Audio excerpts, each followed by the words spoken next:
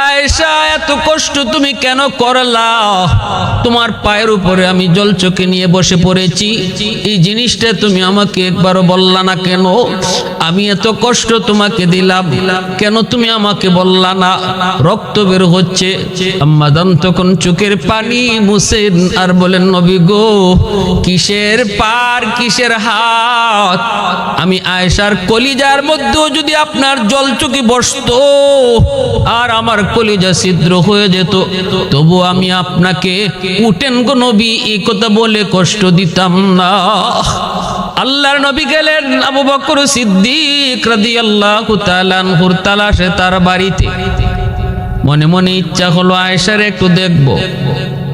যায় নবীজি দেখেন ছোট্ট বালিকা আয়েশা বান্ধবীদের সাথে পুতুল খেলায় মগ্ন। নবীজি পাশে গেলেন, যায় বলতেছেন, আয়েশা এটা কি? নবীজি পুতুলটা, একটা পুতুল হাতে নিয়ে নবী বলতেছেন, আয়েশা এটা কি? ছোট্ট বালিকা আয়েশা বলতেছেন, নবী গো, এটা আমার ঘোড়া। আল্লাহর নবী বলেন, আয়েশা ঘোড়ার আবার পাখা হয় কেমনে? ছোট্ট বালিকা আয়েশা জবাব দেয়, নবী গো, আপনি কি জানেন না পয়গম্বর সুলাইমান আলাইহিস সালামের ঘোড়ার পাখা ছিল? আল্লাহর নবী তখন এমন ভাবে নবী মুচকি হাসলেন, নবীজির দাঁত মুবারক বের হয়ে গেল। পরবর্তীতে আম্মা জান তিনি নিজেই এই কথাটা বর্ণনা করেছেন।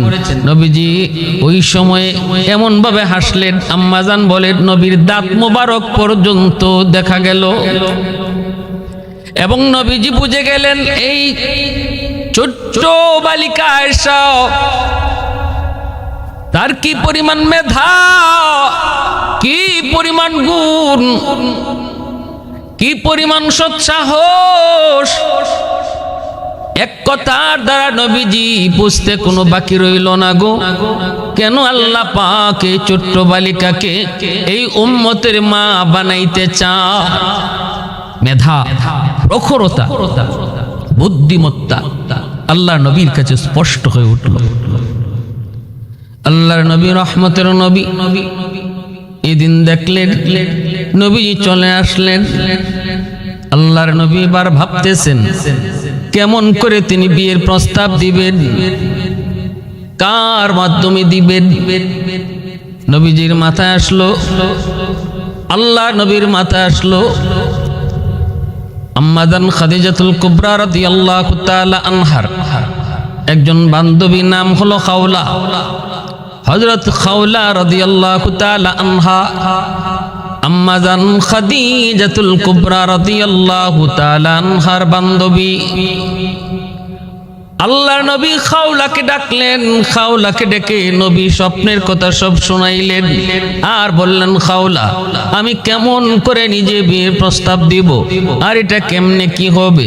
আয়েশা তো এখনো বিয়ের কিছুই বুঝে না, অথচ আমার আল্লাহ পাকের মানসা, আল্লাহ পাকের ইচ্ছা আয়েশার জন্য যেন আমি বিয়ের প্রস্তাব দেই। জিব্রাইল আমাকে পরপর 3 দিন রুমালের মধ্যে আয়েশার ছবি দেখাইছেন। ও খাওলা, তুমি আমার পক্ষ থেকে আবু বকরের স্ত্রী আয়েশার মা উম্মে রুমানের কাছে যায় বিয়ের প্রস্তাবটা তুমি পাঠাও।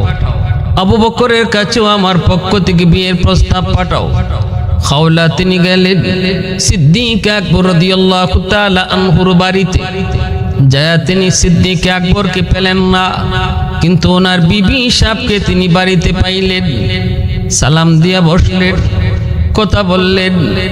এরপরে তিনি বলতেছেন, ও উম্মে রুমান, আমি একটা প্রস্তাব নিয়ে এসেছি। কিসের প্রস্তাব? কই বিয়ের প্রস্তাব। কার জন্য? তো কই তোমার ছোট্ট মেয়ে আয়েশার জন্য। উম্মে রোমান কয়, খাওলা কার পক্ষ থেকে বিয়ের প্রস্তাব গো? তখনই তিনি বলেন, আল্লাহর নবী, দয়ার নবী, দু জাহানের বাদশা রাহমাতুল লিল আলামিনের পক্ষ থেকে। তবে শোনো শোনো উম্মে রোমান, এই সিদ্ধান্তটা কিন্তু জমিনে নয়, আয়েশার সাথে নবীর বিয়ের সিদ্ধান্তটা হয়েছে আসমানে। একদিন নয়, পরপর 3 দিন আল্লাহ জিব্রাইলকে পাঠায়া আয়েশার ছবি রুমালের মাধ্যমে নবীরে দেখাইছে। এটা আল্লাহর সিদ্ধান্ত। এবার তুমি বলো। বলা মাত্রই উম্মে রোমান তিনি সেজদায় পড়ে আল্লাহর শুকরিয়া আদায় করেন। এ তো আমার জন্য খুশনসিব, আমার জন্য খুশনসিব। এখান থেকেই পরিষ্কার বুঝে আসে তৎকালীন সময়ে ছোট্ট মেয়েদের বিয়ে শাদী তাদের সামাজিক রুসুমে রেওয়াজের মধ্যে স্বাভাবিক ঘটনা ছিল। আমাদের সমাজের মতো যদি হইতো তাহলে মার আসমান ভাঙ্গিয়া মাথা পড়তো, কইতো এটা কেমন কথা, আমার ছোট্ট মেয়ে এখনো তো বিয়ের কিছুই বোঝে না, কোন বিবেকে তুমি বিয়ের প্রস্তাব দিয়েছো। কিন্তু না না, ওই সময়টাতে ছোট্ট মেয়েদের বিবাহ শাদী তাদের সমাজে প্রচলন ছিল, যার কারণে তিনি অবাক হন নাই, বরং শুকরিয়া আদায় করে আল্লাহর কুদরতি কদমে সেজদায় পড়লেন। শুধু তাই নয় গো, আমার নবী রহমতের নবী আম্মা জান আয়েশা সিদ্দিকা রাদিয়াল্লাহু তাআলা আনহার বয়স যখন 9 বছর তখন বিয়ে করলেন। আবু জাহেল নবীকে কত অপবাদ দেয়, নবীর বিরুদ্ধে কিভাবে লাগলো, মুনাফিকের দল নবীর বিরুদ্ধে কত চেষ্টা করলো নবীর চরিত্রে কলঙ্ক দেওয়ার জন্য, আল্লাহর নবীকে মানুষের কাছে হেয় করার জন্য, ছোট করার জন্য। আল্লাহর নবীর বিরুদ্ধে কত কথাই না ওরা বলেছে, কিন্তু কোন কিতাবে এমন কোন কথা পাওয়া যায় না আবু জাহেল মক্কার কাফির বেদিন বেঈমানরা নবী কম বয়সে বিয়ে করেছেন আম্মা জান আয়েশাকে, এই নিয়ে তারা কোনো কটাক্ষ করেছে, মন্দ বলেছে, নবীর সমালোচনা করেছে, এমন কোন একটা নজির কোথাও খুঁজে পাওয়া যায় না। ভালো করে বুঝবেন যে মানুষগুলো আমার নবীকে একদম মাটিতে দাবায় দেওয়ার জন্য জানে প্রাণে চেষ্টা করেছে। যদি এই রসুলের আম্মাজানকে কম বয়সে বিয়ে করাটা তাদের সমাজে এটা দূষণীয় হতো, তাহলে সবার আগে তারা আল্লাহর নবীর বিরুদ্ধে এই কথাটাই সমাজে অপপ্রচার চালাইতো যে মুহাম্মদ দেখছো কেমন, ছোট্ট বালিকা আয়েশা পুতুল খেলা খেলে তারে বিয়ে করে ফেলছে।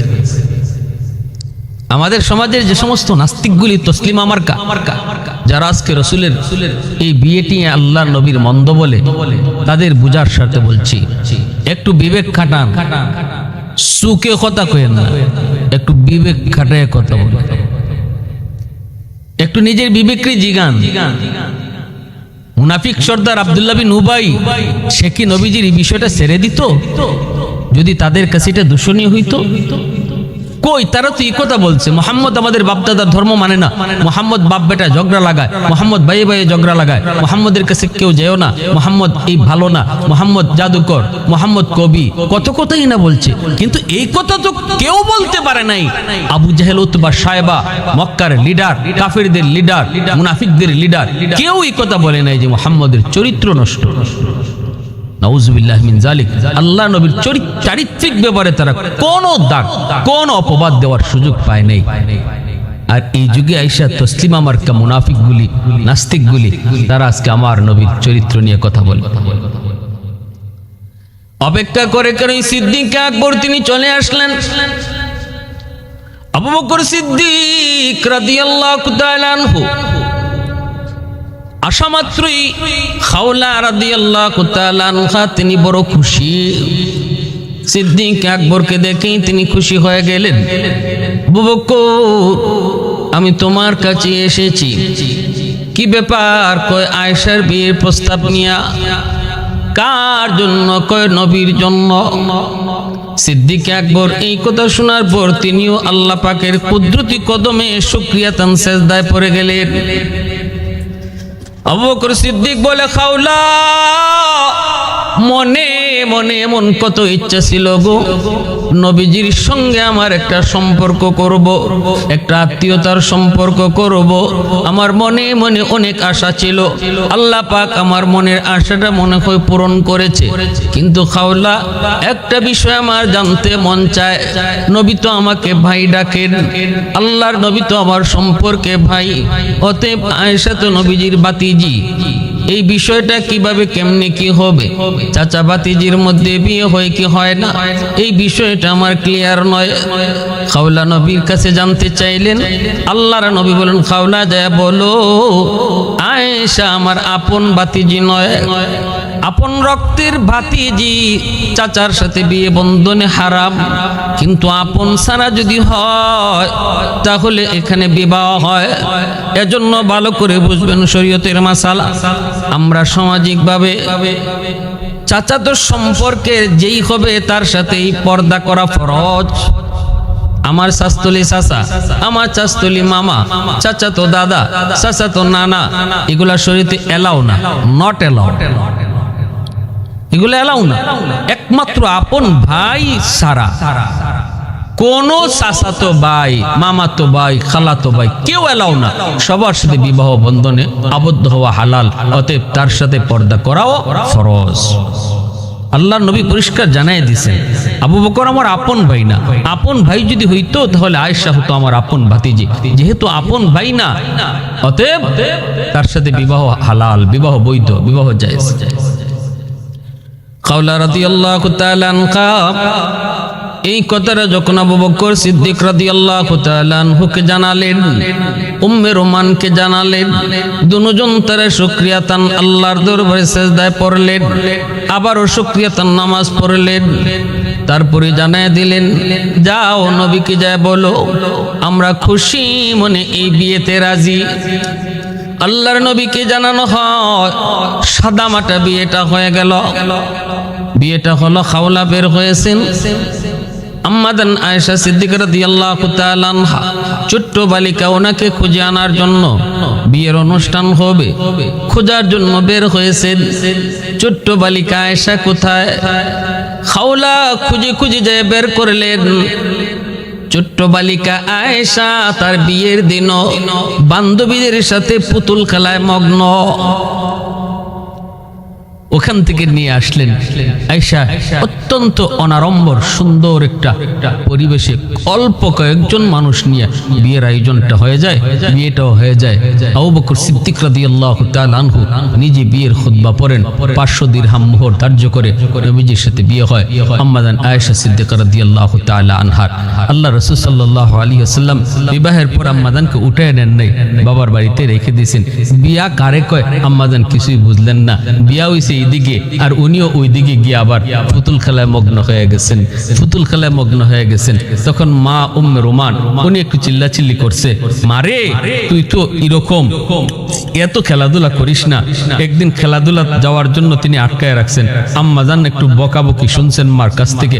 তো ছোট্ট বালিকা তো কিতাবের মধ্যে আসছে, আম্মাজান একটু চটপটে ছিলেন, একটু চঞ্চল ছিলেন, ছোটবেলা থেকে একটু চঞ্চল ছিলেন, খেলাধুলায় দৌড়াদৌড়িতে একটু কি ছিলেন। তো একটু মা বকাবকি করছেন, নবীজি আসছেন দেখার জন্য। দেখেন বালিকা আয়েশা তিনি দরজার পাশে দাঁড়ায় কাঁদতেছেন। আল্লাহ রাসূল সাল্লাল্লাহু আলাইহি ওয়াসাল্লাম আয়েশা বলতেছেন, মা আমি না আপনাকে বলেছি আয়েশাকে কিছু বলবেন না, আপনি আয়েশারে ধমক দিলেন কেন? আয়েশা কেন কাঁদে? উম্মে রোমান বলেন, নবী গো আমি তো কোনোভাবেই তারে ঘরে রাখতে পারি না, খালি খেলার খেলা, পুতুল খেলায় বড় পাগল। আমি কিছু বললেই বাবার কাছে আমার বিরুদ্ধে নালিশ দেয়া দেয়। কিছু বলি নাই গো নবী, কয়েকটা কথা কইছি, খালি যেও না। এমনি অভিমান করে কান্না শুরু করেছে। আল্লাহর নবী মুচকি হেসে বলেন, অনুরোধ করে গেলাম আপনাকে অন্তত আমার খাতিরে আয়েশারে কিছু বলবেন না। খেলতে মন চায় খেলার সুযোগ দিবেন। এভাবেই আল্লাহ রাসূল সাল্লাল্লাহু আলাইহি ওয়াসাল্লাম একসময় হিজরতের আদেশ পেয়ে গেলেন। রাসূল করিম সাল্লাল্লাহু আলাইহি ওয়াসাল্লাম মক্কা থেকে মদিনায় হিজরত করবেন। আবু বকর সিদ্দিক রাদিয়াল্লাহু তাআলা আনহুকে নিয়ে আল্লাহর রাসূল প্রস্তুত হলেন। রাসূল রেডি হয়ে গেলেন, গারে সুরে অবস্থান করলেন 3 দিন 3 রাত। আল্লাহ রাসূল সেখান থেকে মদিনায় রওনা দিলেন। নবীজি মদিনায় চলে আসছেন। আল্লাহ নবী মদিনায় আসার পর আবু বকর সিদ্দিক রাদিয়াল্লাহু তাআলা আনহু সহ তার পরিবার সবাইকে আবার মদিনায় নিয়ে আসছেন। হযরত জিবরিল আমিন আল্লাহর নবীর কাছে মদিনায় এসে হাজির হয়ে বলেন, নবী গো, আপনি আপনার বিবি আয়েশাকে গড়ে তুলেন। আল্লাহর নবী তিনিও মনে মনে ভাবতেছেন আম্মাজানকে ঘরে উঠাইবেন, নিজের ঘরে তুলবেন। আবু বকর সিদ্দিক রাদিয়াল্লাহু তাআলা আনহুর সাথে পরামর্শ করেন। সিদ্দিক বলেন, নবী গো, আমিও তো চাই আয়েশা আপনার ঘরে যাক। নবী বলে, সিদ্দিক আমি তো চাই কিন্তু আমি মোহর দিমু কেমন করে গো? 500 দিরহাম মোহর দিমু কোত্থেকে? সিদ্দিক আকবর রাদিয়াল্লাহু তাআলা আনহু সাথে সাথে তিনি ঘরে চলে গেলেন, 500 দিরহাম নবীকে হাদিয়া দিলেন। আল্লাহর নবী এই হাদিয়াটাই আম্মাজানের মোহর হিসাবে আবার দিয়ে দিলেন। এরপরে নবীজি আম্মাজানকে নিজের ঘরে উঠাইলেন। এবার আম্মাজানের পক্ষ থেকে অনেকগুলি রওয়ায়াত বর্ণিত হয়েছে, অনেকগুলি বর্ণনা নবীজির সাথে তার ঘর সংসার কেমন ছিল, মহব্বত কেমন ছিল। তিনি বলেন, ছোট্ট একটি ঘর, মাথার উপরে খেজুর পাতার ছাউনি, এই ছাউনির উপরে যেন বৃষ্টির পানি ভিতরে না পড়তে পারে, ছোট্ট একটা কাপড় চাদর সেই ছাউনির উপরে দেওয়া হয়েছিল। এই ছোট্ট ঘর, কুড়ে ঘর, মাটির ঘর, এই মাটির ঘরটাতে ছিল না কিছুই, কিন্তু ঘর ভরা একটা জিনিস ছিল গো, সেই জিনিসটার নাম হলো ভালোবাসা। আমি আল্লাহর নবীর কাছ থেকে বুক ভরা ভালোবাসা পেয়েছি। মকমলের বিছানা পাই নাই, সোফা পাই নাই, এসি পাই নাই, কিন্তু ভালোবাসা পেয়েছি, বুক ভরা ভালোবাসা পেয়েছি। আল্লাহর নবী আমাকে কি পরিমাণ ভালোবাসতেন। নবী আমার যেই গ্লাসটাতে আমি পানি পান করতাম, আল্লাহর নবী বলতেন, আয়েশা অর্ধেকটা পানি আমারে দিও, পুরাটা খাও না।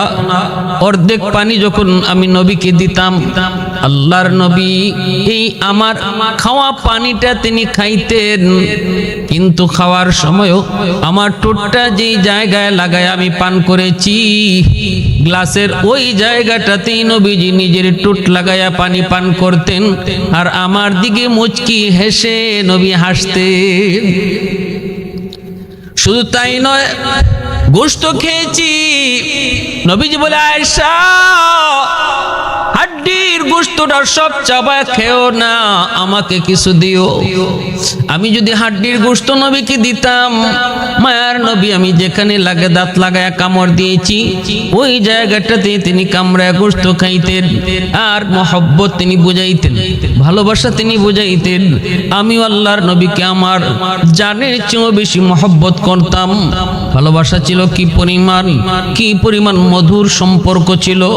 ভাইরা বন্ধুরা, রাসূল যখন মসজিদের দিকে যাইতেন, আম্মাজান একবার ওযু করেন, নবীজি মসজিদে যাইতেছেন, আল্লাহর নবীকে তিনি পানি ছিটা দিছেন, নবীজি মুচকি হেসে চলে গেছেন।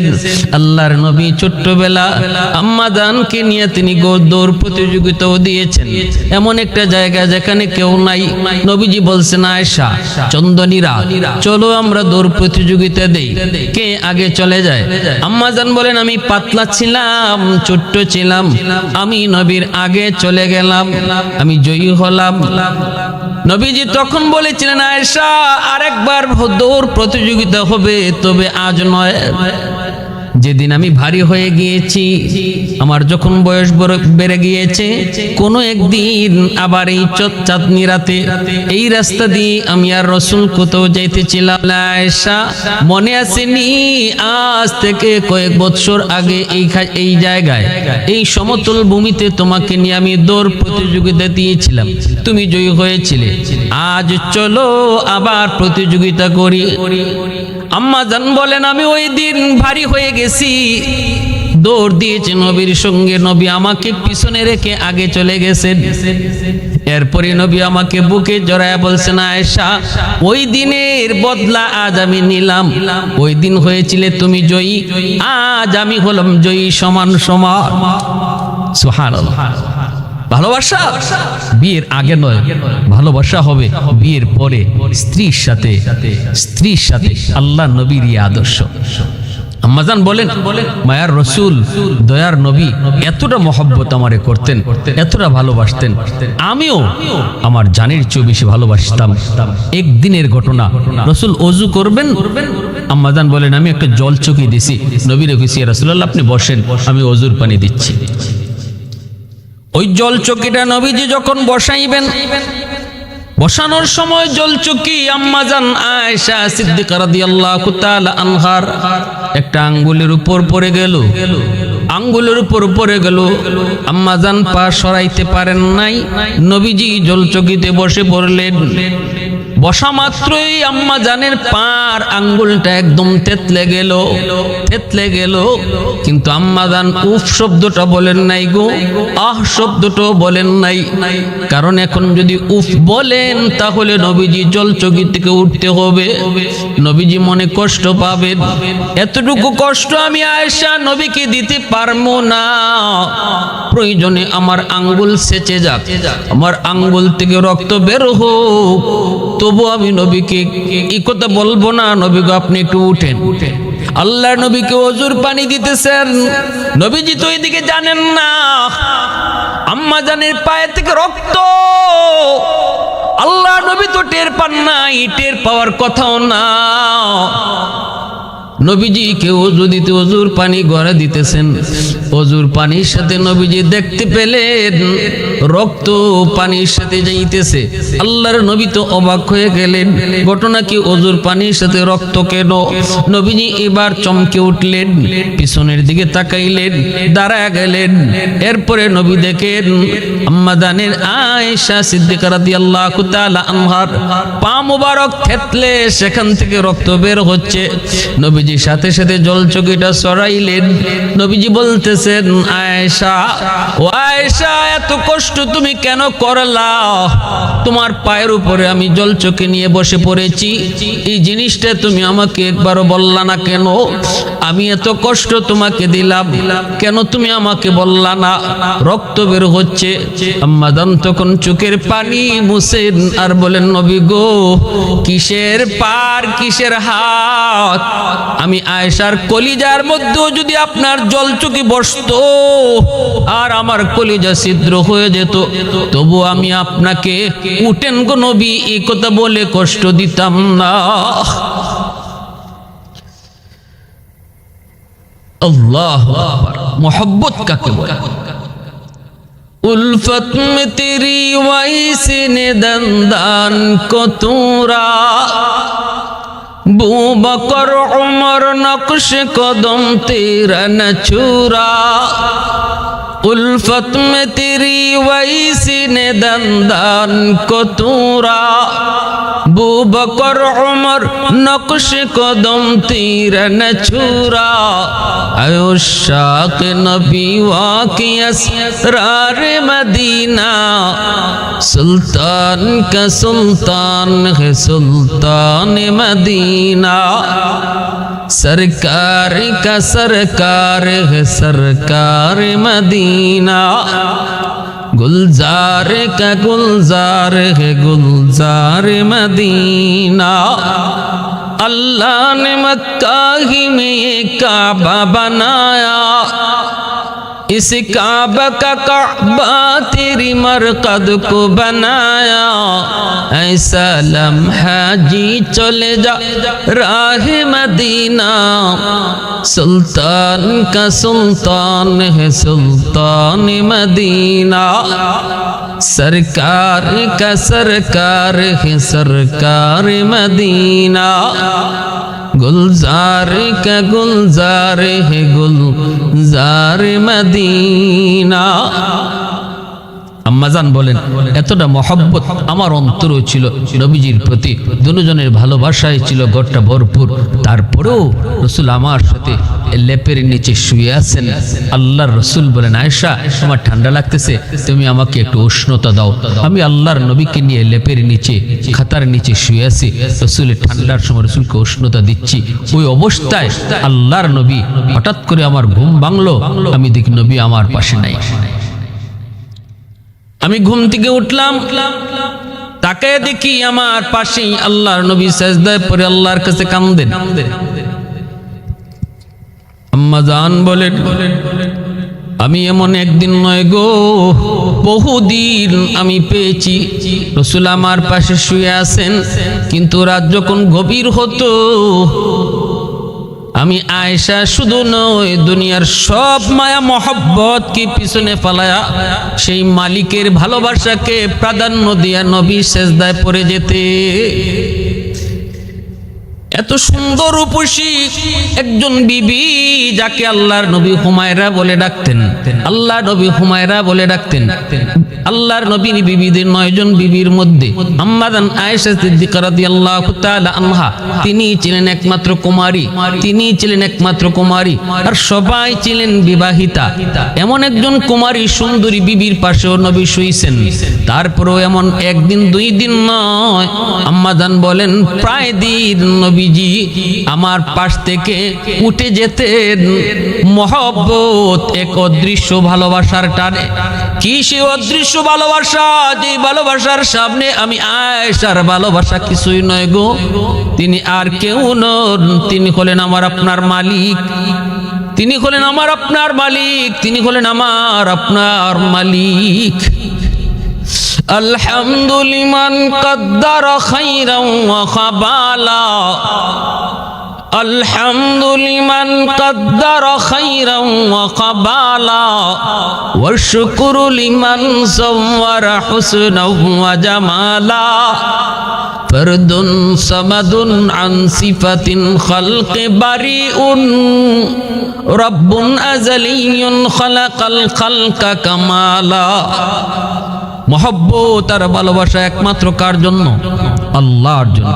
মান আহাব্বা লিল্লাহ ওয়া আবগাদা লিল্লাহ ওয়া আ'তা লিল্লাহ ওয়া মানা লিল্লাহ ফাকাদ ইসতাকমালাল ঈমান। আল্লাহ রাসূল বলেন যে শুধু আল্লাহর জন্যই কাউকে ভালোবাসে, আল্লাহর জন্যই কারো থেকে দূরে থাকে, আল্লাহর জন্যই কাউকে দান করে, আল্লাহর জন্যই কাউকে দান করা থেকে বিরত থাকে, সে প্রকৃত মুমিন, খাঁটি মুমিন।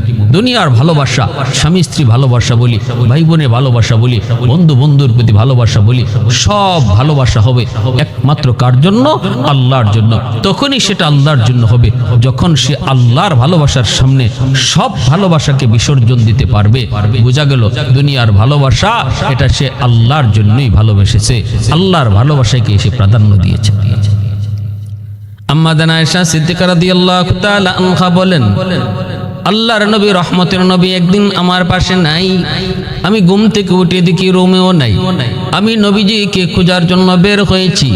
আমি মনে মনে ভাবতেছিলাম নবী অন্য কারো বিবির ঘরে চলে গেছেন, কিন্তু না, খুঁজে খুঁজে আমি যে দেখলাম মদিনার পাশেই কবর জান্নাতুল বাকি, সেখানে নবীজি যায় কবরস্থানে যায় কাঁদতেছেন। আল্লাহর নবীর পিছনে দাঁড়ায় এই দৃশ্যটা দেখে আমি চুপি চুপি আবার চলে এসেছি।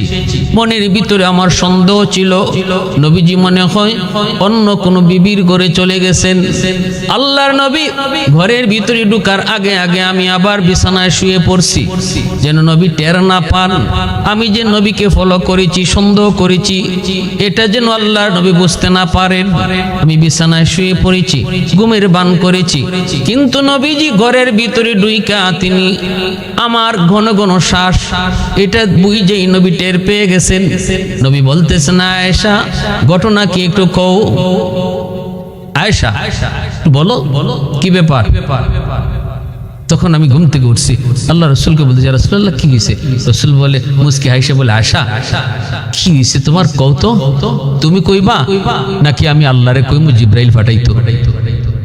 তখন তখনই আম্মাজান ভয় পেয়ে গেছেন, ইয়া রাসূলুল্লাহ জিব্রাইল আসতে হবে না, নবী গো আমি আপনারে ফলো করছি, আমি মনে করছিলাম আপনি অন্য কোনো বিবির ঘরে গেছেন গা, এই জন্য আমি আপনারে ফলো করছি। জান্নাতুল বাকিতে দেখা আমি আবার পিছনে পিছনে তাড়াতাড়ি চলে আসছি শরম পাইয়া, যে হায় আমি ভাবছি কি আর রাসূল করছেন কি। আল্লাহ রাসূল বলে, আয়েশা আমি আল্লাহর রাসূল, আমি আল্লাহর পয়গম্বর, কোন নবী বা রাসূল কখনো খেয়ানত করতে পারে না।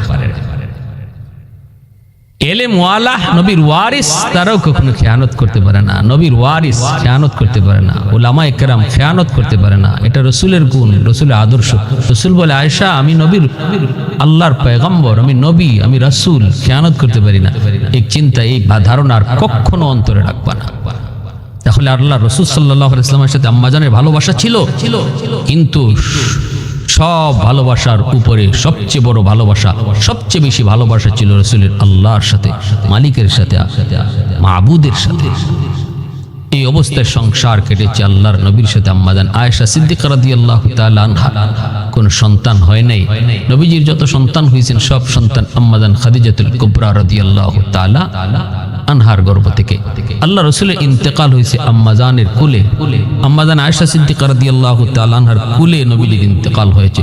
নবীজি মরজে মউত আম্মাজান আয়েশা সিদ্দিকার কুলে বসা, কুলে শুয়ে আছে। ওই অবস্থায় নামাজ শুরু হয়ে যাবে। রাসূল মদিনা মসজিদে যেতে পারেন না, আল্লাহ রাসূল উঠতে পারেন না, এত অসুস্থ। রাসূল বলেন, আমার অনুপস্থিতিতে আমার আবু বকরকে নামাজ পড়তে বলো, আমার আবু বকরকে নামাজ পড়াইতে বলো। আম্মাজান বলতেছিলেন, রাসূলুল্লাহ আপনার জায়গায় আমার আব্বা পারবেন না, আব্বার দিল নরম। রাসূল বলে, আয়েশা আমি যা বলেছি এটাই সিদ্ধান্ত, আমার আবু বকর নামাজ পড়াও। সিদ্দিক আকবর নামাজ পড়াইছেন। আল্লাহ রাসূল জানালা দিয়ে তাকায় তাকায় দেখছেন আর আল্লাহর শুকরিয়া আদায় করেছেন, মালিক আমি দুনিয়া থেকে বিদায়ের পর আমার উম্মত কিভাবে নামাজ পড়বে, কিভাবে চলবে, এটা তুমি আমার নিজের চোখে দেখাইছো। শুকরিয়া আল্লাহর দরবারে। রাসূল আম্মাজানের ঘরে ইন্তেকাল করেছেন। আল্লাহ রাসূল সাল্লাল্লাহু আলাইহি ওয়াসাল্লাম আম্মাজানের কোলে তিনি ইন্তেকাল করেছেন। এরপরে আল্লাহ রাসূল সাল্লাল্লাহু আলাইহি ওয়াসাল্লাম ইন্তেকালের পর আম্মাজান আয়েশা সিদ্দিকা রাদিয়াল্লাহু তাআলা আনহা তিনি আরো দীর্ঘদিন বেঁচে ছিলেন। এমনকি জঙ্গে জমলে তিনি অংশগ্রহণ করেছিলেন। হযরত আমির মুআবিয়া রাদিয়াল্লাহু তাআলা আনহুর পক্ষে যুদ্ধে তিনি অংশগ্রহণ করেছিলেন। অনেকেই বলেছেন এই অনুতপ্তটাই ওনাকে শেষ বয়স পর্যন্ত কষ্ট দিয়েছে। এই যুদ্ধে কেন আমি অংশগ্রহণ করলাম, যেহেতু দুটা পক্ষই মুসলমানের পক্ষ ছিল। শেষ পর্যায়ে তিনি একদম একাকিত্বটাকেই খুব বেশি পছন্দ করতেন। মানুষজন ওনার কাছে আসুক, প্রশংসা করুক, এটা তিনি পছন্দ করতেন না। অসুস্থ অবস্থায়ও তিনি চাইতেন না কেউ আসুক। তিনি এই অবস্থায় আর বলতেন, শুধু আমাকে রাতের অন্ধকারে তোমরা দাফন করো, আমার ইন্তেকালের খবর তোমরা মানুষকে জানাও না, আমাকে চুপি চুপি তোমরা কবরস্থ করে দিও, আর আমাকে জান্নাতুল বাকিতে রাখবা, যেখানে রাসূলের অন্যান্য বিবিরা শুয়ে আছেন সেখানে আমারে রাখবা, আমার ওখানে শোয়াইবা। ওই জায়গাতেই আম্মাজানকে শোয়ানো হলো। সেই জান্নাতুল বাকি মদিনার কবর, এখানে নবীজির মেয়ে ফাতেমা রাদিয়াল্লাহু তাআলা আনহা তিনি যেমন শুয়ে আছেন, নবীজির অন্যান্য বিবিরা যেমন শুয়ে আছেন, আম্মাজান আয়েশা সিদ্দিকা রাদিয়াল্লাহু তাআলা আনহা তিনি এখানে শুয়ে আছেন। কত বড় অবদান রেখে গেছেন হাদিস শাস্ত্রে। 2000-এর উপরে হাদিস আম্মাজান তিনি ও উম্মতকে দিয়ে গেছেন। এত বড় খেদমত তিনি পাইছেন, এত বড় খেদমত করেছেন। আল্লাহ রাসূল সাল্লাল্লাহু আলাইহি ওয়াসাল্লাম সাথে আম্মাজানের বিবাহ হবে, এটা আল্লাহ পাকের ইশারা ছিল আর উম্মতের জন্য ফায়দা ছিল। অতএব রাসূল যে একাধিক বিবাহ করেছেন এর উল্লেখযোগ্য দুইটা কারণ, একটা হলো সিদ্ধান্ত আল্লাহর, আর একটা হলো মানব জাতির কল্যাণ।